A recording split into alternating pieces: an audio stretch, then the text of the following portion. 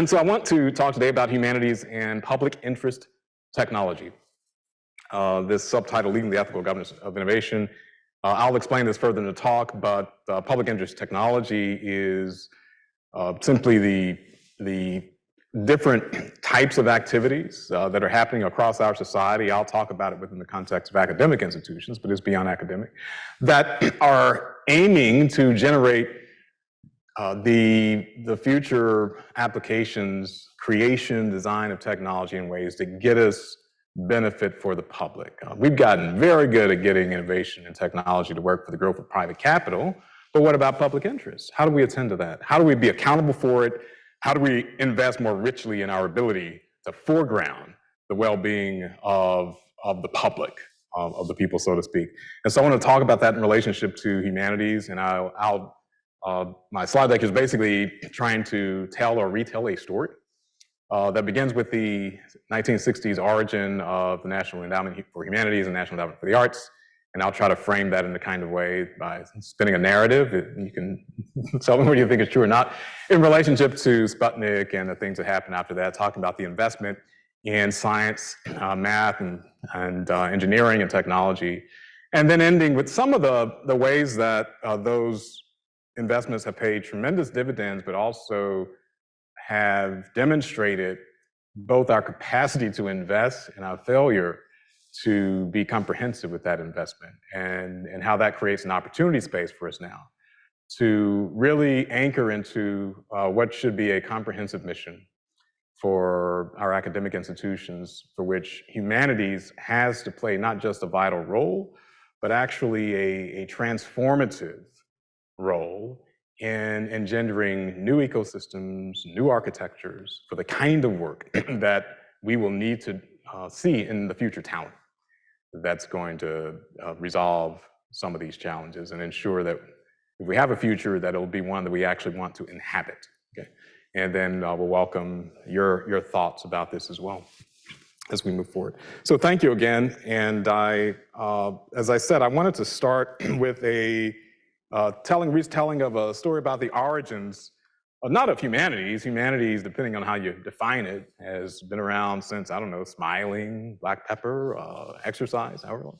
But that the National Endowment for the Humanities, National Endowment for the Arts, were created by federal legislation, the National Foundation on the Arts and the Humanities Act of 1965, under whose administration, under Lyndon Baines Johnson's administration, he's pictured here, this photo, that was marking the signing of that act. And what I want to frame is that the nation's leaders and very important humanities councils and academic organizations and experts had perceived for years that the technological advancements that were happening in the application of those technologies, particularly within the context of a Cold War, and through the application of things like the atomic bomb, which the US used against civilians in Japan, and the growth of nuclear weapons, and the race to space, we'll get to that in a moment. All of those things were raising very important opportunities, but also deeply unsettling questions about the very future of our world, of our society. And that consternation and that concern is captured particularly poignantly in this quote by Glenn Seaborg, who led the Atomic Energy Commission and was thinking very deeply and deliberately about the use of nuclear weapons, as well as what's here. This is atomic energy. You think energy for civilian purposes, which was part of that, but a lot of this was devoted to defense protocols and defense and weaponization capacities. And what he wrote within the context of the creation of the National Endowment for Humanities and the National Endowment of the Arts was that we cannot afford to drift physically, morally, or aesthetically in a world in which the current moves so rapidly towards an abyss. Science and technology are providing us with the means to travel swiftly. But what course do we take? This is the question that no computer can answer. He could have written this last week, right? ChatGPT. I mean, this is still very current. And what what it samples is a larger set of concerns and discourses and practices that were responding to something, to a long moment of recognizing that there needed to be a type of comprehensive investment in knowledge and capacities, in the research, in the way that our institutions were being developed and structured. And so this was 1965. And so this is several years after the US had decided to focus on something else. And the takeaway here, my point is that it's actually the response to understanding the deep investment in and growth of technology capacities, especially within the context of the Cold War, especially with the deep understanding that we have for decades now as humans have funded and developed unique capacities to completely destroy all of humanity. Like, we've been doing that, and we're about to redo it, by the way, those of you who've been following the reset or refresh of the nuclear arsenal. No, that's a $1 trillion plus undertaking that's supposed to last about 60 years. So all the US nuclear weapons and installations are being refreshed, redone now, in hopes that we'll never use the products of that $1 trillion expenditure. I'm not saying that cynically, I'm saying that as a way of just marking the continuation of this history. So it's in that context that actually as a recognition there needs to be investment in humanities. And this is how the institutions federal institutions that actually fund arts and humanities, this is how they form. This is how they get created. They get created as a way of trying to respond to what Seaborg was articulating. And so one way is to think about how this might disrupt a more familiar narrative that STEM is somehow creating this shadow and threat to humanities. What this story tells us is that actually there were very important anchors and funding mechanisms of humanities that got created precisely because of the thoughtfulness that was happening in light of the advancements of technology. But even before 1969, even before 1965 when that got passed, of course, 1957 was very important, the year that what was in the Soviet Union successfully launched a satellite into space, Sputnik. This is not a picture of that satellite. This is just any satellite. It makes the point that we're actually moving into the ability to leave the Earth's atmosphere, to go into space and to control that space. What was often called a race for space had one of the most significant impacts on not just federal funding, but all kinds of investment activity globally. And as I have indicated here with this slide header, a lot of that is framed as a competition and a race. It was. That's not gone away either. So all of us know about the CHIPS Act, and we know about the effort to fund the research, the R&I that's supposed to help ensure that the United States does not fall behind in AI technologies and related digital tech innovation, but also is able to maintain its status as a world leader. And that is, beneath that surface, of course, there's a lot of concerns about military preparedness. And so it's an early iteration that goes away. But Sputnik was definitely a wake-up call. It was treated by the United States as a very, very clear indication that there needed to be an ambitious way of naming targets, of deliverables, of accomplishments that might emerge from some of the practical applications of the advancements happening in science and engineering. And so what that resulted in, of course, as we all know, very familiar with this, was $30 billion of investment by the US government just to get to this point, landing a human on the moon. Of course, the first person who did that moonwalk in the US was Neil Armstrong, 1969. So that was 12 years later. That was 12 years.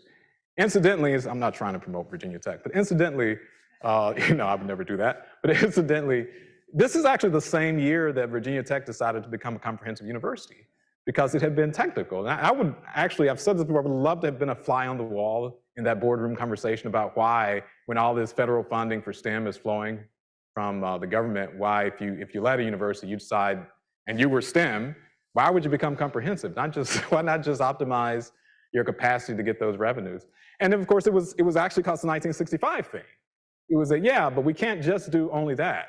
There are some very high-level questions about how we're going to manage our society as a world. as a world that is shaped by important advancements that exceed our capacity to actually handle it. But that comprehensiveness was very important. But 69, the US, of course, succeeds in this effort, but that was only the beginning, because it was never about only landing a person on the moon. It was about creating a new future of talent that would move so far beyond what had happened in the past, that you would have boundless capacity to venture into new directions, to create new abilities and applications, and everything from drug therapies to digital tech to transportation, et cetera. And so one of the things that happened in the 80s and 90s, of course, was the growth of computing as an area that was not just for experts. Computers stopped being people, because the first computers were humans who computed the formulas that were required to put a person into space and land someone on the moon. And Virginia, the state of Virginia, of course, had a lot to do with that. It's a very important film, has memorialized. But also that there were other applications that would go out to consumers to deliver things that people had barely, if ever, imagined before. And Silicon Valley emerged as the center of this revolution, of this innovation, so that today, California, this is a state, is the world's 5th largest economy. I mean, think about that. That's compared to other nations. And it's because of those huge valuation, highly valued companies, Apple, for example, and Google, and Meta, and many others that have thrived in one particular region of California and have driven not only economic growth, but they've changed so many different aspects of our lives. This is why those of you who are joining us remotely can do it. And it's why many of us, remember when people said, I'll never teach online. Do you remember that? Everyone taught online, of course. The only thing we didn't do online successfully was to sing happy birthday. I don't think anyone has ever figured out how to make that work because of the lag that you get. But Silicon Valley was actually a very visceral, physical manifestation of the kind of investment that was happening globally. This was not just the United States, of course. The nations around the world were understanding the emergence of something that people were beginning to call the digital tech world, or the world of computing. And computing moved from being something that a few experts did, or something that was a hobby if you were really good at math and coding. It became something that today is part of how we live our lives. I got here because I just stuck my phone and plugged it into the car and followed the GPS thing that was built into the smartphone. And here, of course, is someone wearing a virtual reality headset that has become part of some of the gaming technologies and also more broadly virtual experiences of the world. Those capacities, those investments all were repeatedly demonstrating the power of the foresight that went into structuring not only federal dollars to support science, technology, engineering, and math, but also to ensure that a larger ecosystem of private companies were thriving, that there were new markets emerging for this growth. The emergence of generative AI today has, I think, been especially important for giving us a sense of some other things that are going to happen in the coming years on a greater scale that go far beyond AI. But it gives a preview of the type of societal challenges raised by innovation. I'm saying preview, it's a post view, right? And it's a present view. But there are also some things that are going to continue to unfold in the next few years that I think this is sort of not a rehearsal for, but a preview for. So generative AI, of course, is AI that can be trained on data to be ingested that may be textual, it could be visual data, it could be audio data. And after being fed so many examples of a particular type of entity in a data set, could be people or the sound of a human voice or something else, or art, it can then generate new phenomena, new examples of that genre, whether it's textual or visual, that it's never seen before, that it's never ingested before, based on the way it's been trained on that data. And that's why it's called generative. It's generating something that it's never been shown or never been fed or never been trained on. That is the same type of thing. And ChatGPT is one example of this, but DALL-E is another that OpenAI created that does, all right, you can prompt it to create some image and it will. And of course, the audio version of this, any of our voices today can be replicated through AI. And there are lots of concerns about the pitfalls of that or the misuses of that. But the point is that perhaps, certainly more than most areas of innovation, generative AI has demonstrated a very significant weakness in our lack of comprehensiveness in investing in the kind of talent that we need to ensure that as a human society, that we have a world that's viable, that's fair, that is humane, and that gives us the kinds of experiences and opportunities that we need to have as full human beings. So I said before that what we have done exceptionally well is to get innovation to work for the growth of private capital, which is important. Okay? But there are things that are even more important than the growth of private capital, and that is the interest of the public. That's actually the lives of people, and they don't need to be pitted against each other. We're actually going to need more capital if we want to deal with the future of human need, because there's this growing inequality, and they're concerned about how people will have what they need, especially if you've read The 100-Year Life and that kind of thing. People are supposed to live longer, but what are you going to do if you retire at 60 and live to be 110? How are you going to pay for that? But the point is that the public interest requires lots of skills that are humanistic, that are human-centered, that are rooted in disparities and the expertise that's needed in order to architect, to design the kinds of solutions that we'll need to have. Something else beyond AI, I said that the so-called generative AI and so-called AI revolution has given a preview of some things. So biotech and precision medicine are enabling a different future for humanity that I call human engineering. Most people don't call it that. If you go to a biotech company, they say they're doing genetic engineering, or they may say precision medicine if you're talking to the NIH. But what I think is going to happen is that in the coming years, that biotech companies will full on design people at the genetic and cellular level to as a mass service. Not that everyone will be able to afford to get it if we don't structure it that way, but that it will not simply be, oh, you have this disease, we're going to engineer your DNA so your body can actually free itself of this diabetic condition and produce its own insulin, which we can do right now. That's very, very cutting edge, but we can do it.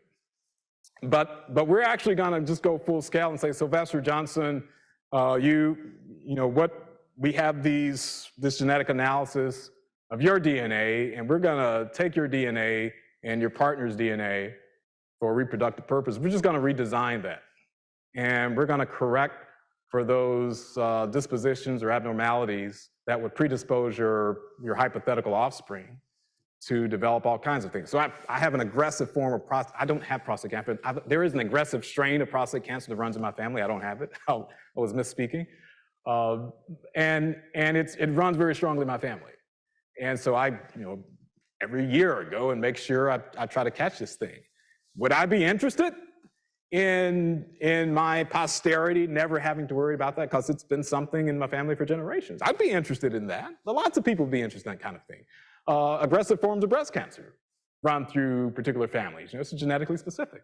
Would thoughtful people not be interested in having their descendants not have to worry about developing breast cancer? Of course they would be interested in that. They would want to find out about it. Even if they decided that they weren't going to do it, they'd want to find out about it for basic human reasons. So I put it that way because in 2018, He Jiankui, scientist in China who had trained at Rice University, announced that he had genetically modified twin embryos in order to make those, the children that will result immune to HIV. And what he did was to alter a gene that's implicated in the ability of the HIV virus to actually penetrate a cell. And you alter that gene, it becomes almost impossible for the HIV virus to penetrate that cell, any cell in that human that has that genetic distinction. Because today there are people who are immune to HIV. There are not many of them, but they are, and it's because they have this genetic mutation that means the HIV cannot actually penetrate their cells. You're not supposed to mess with what are called germ cells, or cells that are gonna produce heritable characteristics, and this would be heritable. Like those twins, they've been born now, by the way, that was years ago. In theory, their descendants could be immune from HIV. We don't know that, but in theory. But he went to prison because it's actually illegal to do that. You're not supposed to create genetic modifications that can be inherited, that are heritable. And he was roundly condemned around the world, okay? And he violated Chinese law, and he was fined something like close to $500,000. And he just got out of prison a few months ago. He's already started another lab. He's working on muscular dystrophy. This is what he wants to eradicate. And he's being much more careful this time. He said that he moved too quickly, but he is seeking to eradicate this through gene therapy.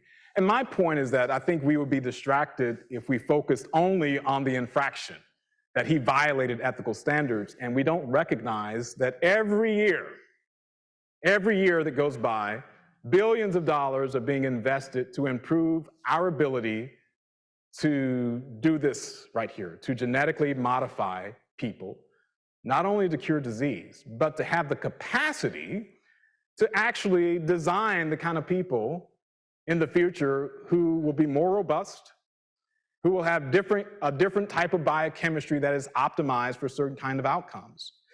And this is why I say that what we're seeing, the uproar over generative AI, that's sort of funny, because you remember when we went away for December break and the world was one way, and then ChatGPT came out? And I wonder if they timed it that way, because they knew all the academics would be on break, and they gave us 2 weeks to figure out our game plan. And over that 2 or 3 week period, K-12 and colleges, university, we had to figure out, well, are we going to assign papers to our students? So we had about 3 weeks, because had they done that mid-semester, it would have been even harder. But I wonder, did they do it just to give us 2 or 3 weeks? But it felt like the world shifted. And we came back in January, and people had to assign writing again. And all of the policy people at our colleges and universities, you know who they are, because you've been talking to, trying to figure out, are we going to ban it? Are we going to keep our students from getting on openai.com on the Wi-Fi? Or are we going to allow them to access this thing? But what we've realized is that we don't have regulation over this. We don't even have the protocols in place to create regulatory effects.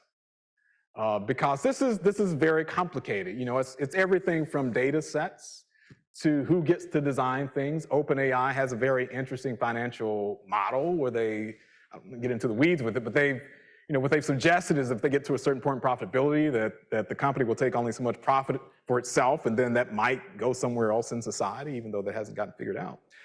But this is just a little taste of what's to come, because we're talking about a texting software, a chat bot. That's what we're talking about.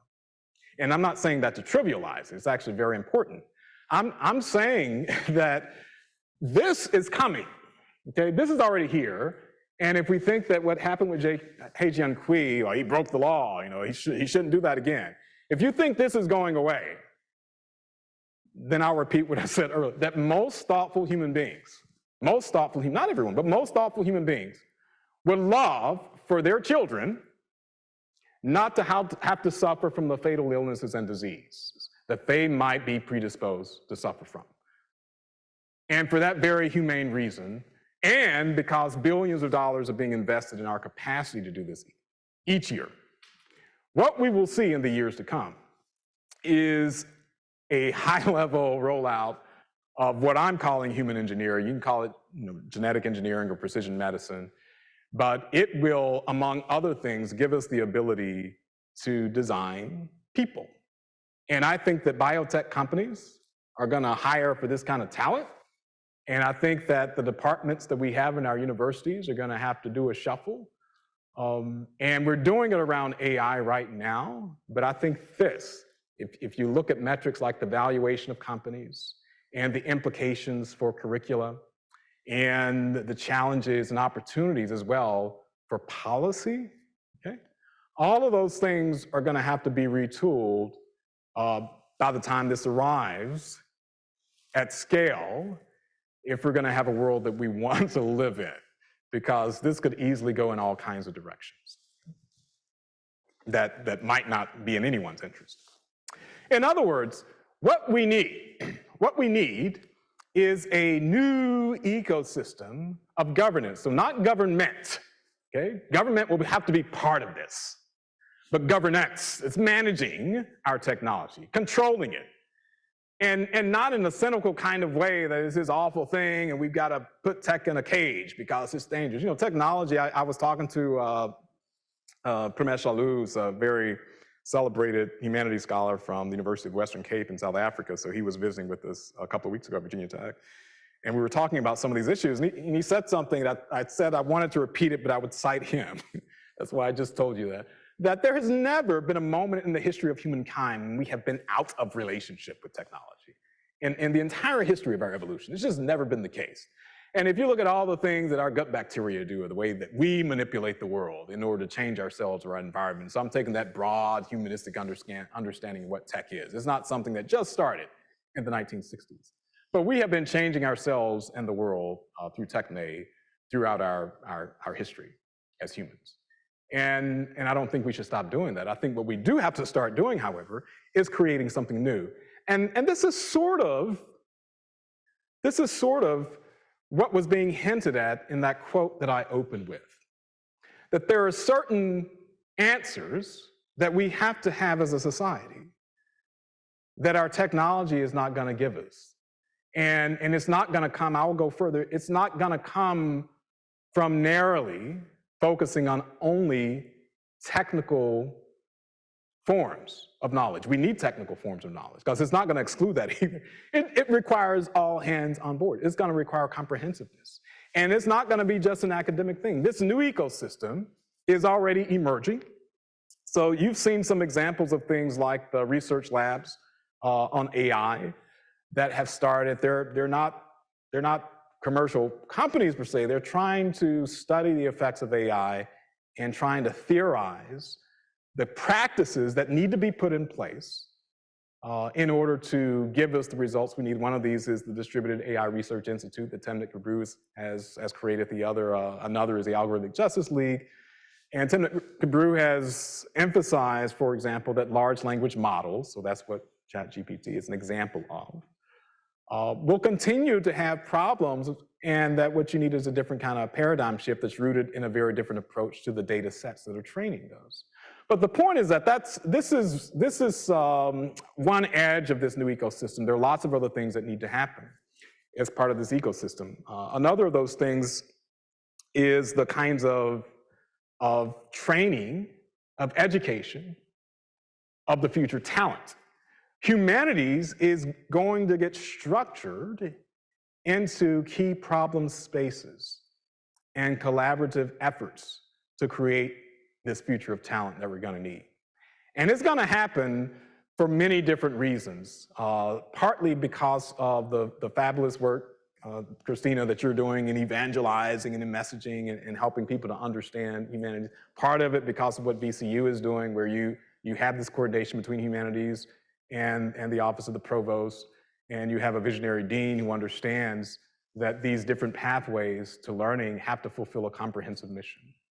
And then some of it's going to happen for different kinds of reasons, because we have movements of civic organizers and activists who may or may not be in the streets, but they are pulling away or they're getting kicked out of existing companies that are refocusing how they're going to invest in talent. So in the 2000 teens, so 2015, 16, 17, 18, we saw lots of companies in tech that were creating and building ethics teams and ethics talent inside of those companies. And many of them that have been in the headlines, I'm not going to call any names, still have some of that talent in their companies, even while they have offloaded some of that talent. But the shift is happening where there's a process whereby the talent that is focused on governing from within those, the governance of tech from within those companies is setting up new shops and new homes because something bigger is happening in our society. You almost can't go a week reading headlines without reading about the fights that we're having as a society globally over tech. And the fights, the things that we're fighting about are not about technical standards or technical capacities per se. They're about that human edge of technology. It's questions like, how are we going to continue to have democratic institutions and democratic processes in light of the trends happening with the future of work? What about the future of wealth and inequality? Had you said to anyone in the 1980s, you know, in 25, 30 years, they're going to be trillion-dollar plus companies, they would have laughed you away. This is like, that's absurd. You can't have a trillion-dollar company. A company would never be valued that high. And we saw that. Apple was the first one in 2018. And a year later, there was another one. And eventually there were a dozen or half dozen. And don't be distracted by the fact that we've seen a drastic reduction in those market values over the past 12 months because of the stock market's decline.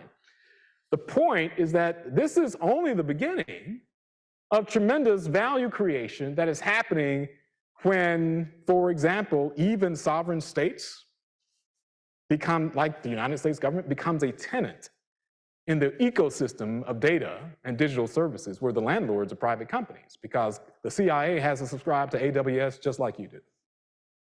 Yeah, think about it. You have the same landlord in that digital ecosystem. And in that world where even sovereign states are tenants, in that world where valuation exceeds anything that most people would have imagined, in that world, and we get to this next part, where sure, you know, your kids might become one of the designers, not in a studio that's not for art per se, but for humans, for future humans, who are not going to be like us by design. That in that world, we have to have a different kind of talent that is informed by, but not controlled by, the disciplinary packaging and divides that we have right now. So I'll give you an example of one of the ways that another way that this ecosystem is emerging. So I've just talked to you about those research labs that are trying to figure out new paradigms, new practices and protocols. So the EU is experimenting with something called a data trust initiative. And this is one example of a structure that is part of this emerging public interest technology ecosystem. So data trust, we've heard people say, well, people should own their data. It's not fair that companies collect all of this data just because I walk from my car here, and I don't know how many data brokers now have that information about me, but they have it and they can repackage it and they can monetize it, and they do. And if you ask me, Sylvester, should you have ownership of your data? I said, well, you know, it's a data set. I understand you can't own data, but you own the data set. Say, well, I don't know, perhaps. Well, Sylvester, how would you actually monetize your data? Because I basically have to quit my day job and go figure out how to do that. It's actually pretty involved. You don't just, oh, I have my data in a jar, it's here in this bottle, and now I can monetize my data. No, it's actually a very complicated business model. And so the European Union has realized that. And in bringing together the need to attend to the future of prosperity and the wealth divide, with the understanding that there needs to be regulation of the privacy standards with data, and that there needs to be some kind of way of getting the public to both participate in and benefit from not just data services, but from the value creation, from the capital growth that we've seen from data. What they've done is to say, it is unrealistic, even if we were to say, okay, you now own your data sets, which would be a complicated thing to do, because the data sets have to get created as sets, as a data set, as a set of data, not just a random act, but you package them together. You now own it. So that's not going to give you monetary benefit. So what they've said is, what you need is some steward of your data who will do all of that complicated work on your behalf. They're going to figure out the legal agreements between private companies and public people, the citizens or the public. They're going to figure out the business models and the revenue sharing that needs to go on so that people can participate in the monetization of their data. And as we walk into this future where this data becomes more valuable, instead of the public becoming angrier, that inflation is robbing them of their buying power, and a few private companies are enjoying unprecedented value growth, that they'll actually get to participate in the monetary benefit. They're creating this data every time they walk or shop or breathe. Why not have more power as a consumer to live your life as a result of that? And so the data trusts are basically the EU saying the government's going to be a steward. We're going to set up a trust for your data. We're going to create the business model and revenue sharing around it. We're going to work with these private companies. They're still going to monetize your data, and you're going to get to participate in the monetization or the benefit of the monetization, because some of that will go to you as part of the public. Some of it will go to the companies, and this government entity as a steward is going to do the work, so you don't have to quit your day job to figure out how to monetize your data. You can just enjoy the benefit, and we can get some shared prosperity, okay? So that's one example of technology in the public interest, where you're actually working on a problem that's actually very hard. You don't have to agree with that example, but it is an example that's emerging that tries to make the point that what we need is new ideas, new capacities, and new creations, and a new ecosystem of talent that can actually create something different from what we have right now, so that our innovation is not just seen as this big threat for well-being, but it's actually benefiting the public. There are global dimensions of justice and equitable outcomes that will enable us to govern technology. Those structures, the mechanisms that we need, will not be achieved through technocratic practices, but rather through democratic protocols and institutions. And I don't mean only formal democracies, because anyone who's familiar with the histories of democracies know that democracies can decide whom they're going to treat as the people and whom they aren't going to treat as the people. We know that democracies can be formal democracies and still be unjust. But those democratic practices and processes have to be done in a way that we actually get shared prosperity, that we actually get good outcomes that work for most people, that we actually have talent that was educated and trained in a way to get this to happen. You know, one implication of this, I was looking at an article about the African Leadership University, which is a university that is mostly non-residential, that started in 2013 and operates in multiple nations throughout Africa. And the students, instead of choosing a major, they choose a mission. Yeah, they choose a mission instead of a major. And their mission might be food security, or it might be shared prosperity. You know, it might be something else. But they choose a mission. And that's the basis of how they create courses or take classes and go through their curriculum. And then they move on seeking some opportunity to act on that mission. Now, I please don't go back and tell anyone that Sylvester said that we should do away with majors and departments, because I never said that.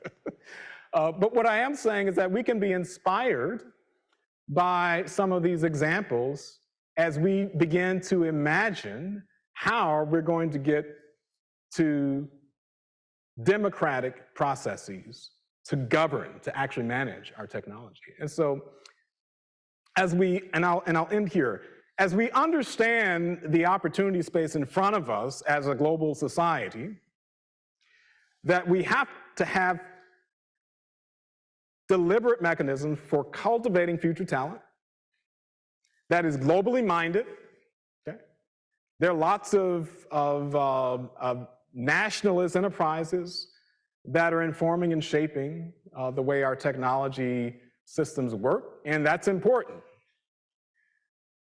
And at the same time, we have to recognize that tech innovation is like climate. You can't do it country by country only. Your nation state needs to have policies and agenda and goals and those things, and needs to be engaged with the rest of the world that all share the same climate. Our tech companies, the biggest ones, the most powerful ones, are multinational. That means they're actually, capital has never been nationalist. In fact, one of the things This may sound odd and strange to you, because it sounds odd and strange to me, and I'm saying it. Acknowledge that. But one of the things that corporations and universities and colleges have in common is that we've never been rooted in nationalism. We've always been operating on the global transnational. Even amidst all of our injustices and exclusions, it's always transnational. The intellectual formations and influences, everything from the Mediterranean schools of thought to however you want to map it. We wouldn't have a faculty if it wasn't for the world. We wouldn't have students if it weren't for the world. Corporations wouldn't have talent if it weren't for the world. And even the things that we may call American technology, US technology, go inside these companies that are creating that top technology and see who the humans are in those companies. It's the world, okay? But we have to have a global approach that is engaged, that is visionary, and that is creative. And so where do humanities, social justice, and technology meet? One of the most important ways that they're coming together is this new ecosystem of public interest technology. And it's the organizations, the institutions, the practices, the curricula that are emerging now, that are forming in a deliberate way to structure the talent that we're going to need to govern that future that we're going to create. That future is coming. No one knows exactly what it's going to look like. And it's possible that an asteroid would hit the Earth, and all of this research and investment in innovation will come to a halt. But as a practical matter, I think that rather than betting on the asteroid, we should bet on being ready for this future. And if it doesn't happen, at least we're ready. But in the meantime, let's prepare the future talent that's comprehensive. Let's collaborate and learn from one another's institutions. So I'm delighted to be invited here. We should follow up in what ways, how are we going to work together to govern this future? Because this is going to be all hands on deck. The problems that we're seeing are opportunities that they can either eat us alive as problems, or they can inspire us to work together.